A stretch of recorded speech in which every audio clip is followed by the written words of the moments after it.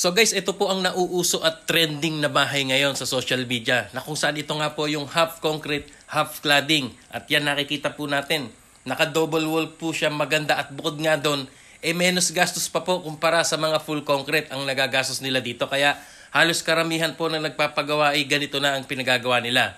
So ito po, nagtatanong ang karamihan, hindi ba or hindi raw mainit ba ito?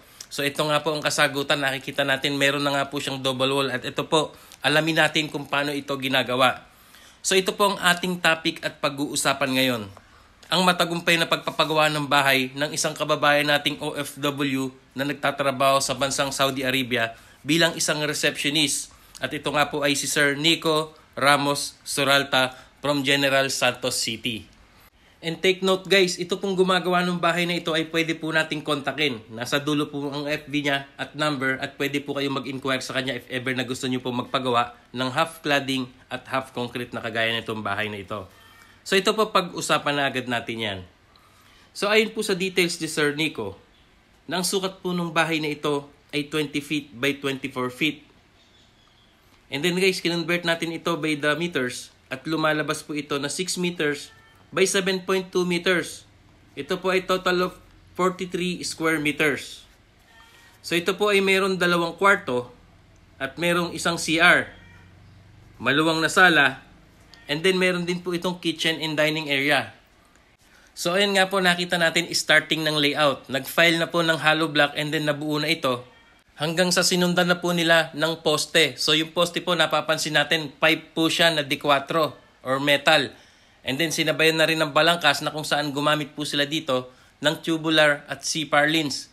And then sa ngayon ay kinakabitan na po nila ng yero, at kung saan ito nga po ang ginamit ni Sir ay color roof long span rib type.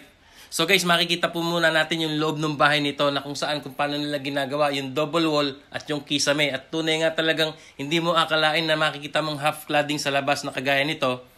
At pagpasok po natin sa loob ay hindi natin akalain na napakaganda po kahit hindi pa siya pinturado. Ay makikita muna ang resulta, ang kagandahan ng loob mismo ng bahay na ito. So ito po, ganyan po nila ginagawa ang half cladding, half cement. At yan nga po sa as of now is nakakita natin na nagkakabit na po sila ng cladding.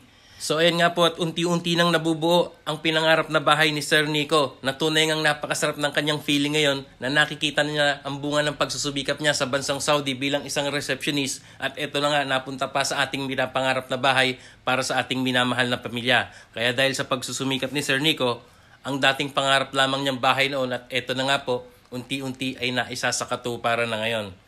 So guys, ito po yung paggawa nila sa loob ng kisame, at naglalagay na nga rin po sila ng mga double wall.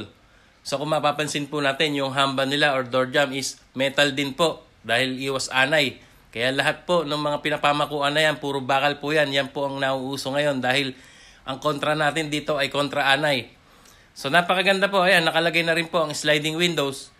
At ito na nga po, nag-i-install pa rin po sila dito sa kwarto ng kanilang kisame. And then ito po ay maaaring lagyan pa po nila ito ng design kagaya po ng mga cove ceiling design. And then guys, ang ginamit po lahat nila dito, double walling at kisame, ay marine plywood po. So, and then hanggang sa ngayon ay nagpapalitada po, at ito nga ang the next door po dito ay magta-tiles na sila. So i-update ko po kayo pag na full finish po ito. Bibigyan po ulit tayo ng video ni Sir Nico hanggang sa makita nyo po yung kabuuan full finish nito na may mga pintuan na tiles at pinturado na po. And then guys, if ever na interesado po kayo, ito po yung FB nung gumagawa ng bahay na to, at ito po yung kanyang number. Tawagan nyo na lamang or mag-comment kayo at siya magre-reply sa inyo dito. So ang tanong, magkano na nga ba ang kabuuang nagastos dito ni Sir Nico, labor and materials? So, sa pagkakakwenta ni Sir Nico, lahat kabuuan ito, ang kanya pong budget na naubos or nagastos na rito, ongoing pa po itong ginagawa, ay umabot na po ng halagang 375,000 pesos.